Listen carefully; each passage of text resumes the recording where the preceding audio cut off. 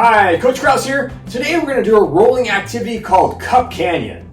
To do Cup Canyon, you'll need a small ball like a tennis ball or a softball, and you'll need 10 plastic cups. You're going to take your 10 plastic cups and put them about a foot apart. So I got my foot in between this one and this one, and this one, this one, about a foot apart. We're going to spread them out just like so. What we want to do is we want to roll our ball through Cup Canyon without hitting a single cup. Just a refresher for rolling, when we roll, we want to step forward with the opposite foot. So I'm stepping with this foot because I'm rolling with this hand. I'm going to reach this hand back, and I'm going to get my body nice and low when I release the ball. So my body's nice and low. Oh no, I hit some cups in Cup Canyon. I hit two. So I'm going to set it back up, and I'm going to try again. I have to get my ball all the way through Cup Canyon. I made it that time.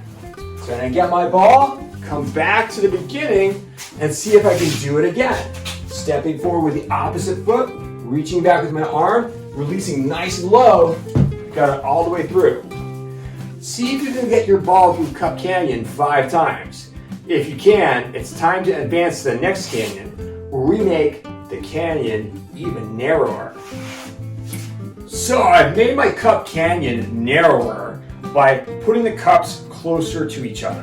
I'm going to try the same thing and see if I can get my tennis ball to roll through Cup Canyon without touching a single cup. Let's give it a try. I made it. I'm going to try and see if I can do it 5 times. Sometimes I might hit a cup.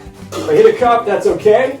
I'm just going to put the cup back, and I'm going to try again until I can get through Cup Canyon 5 times without hitting any cups. Oh, I hit another one.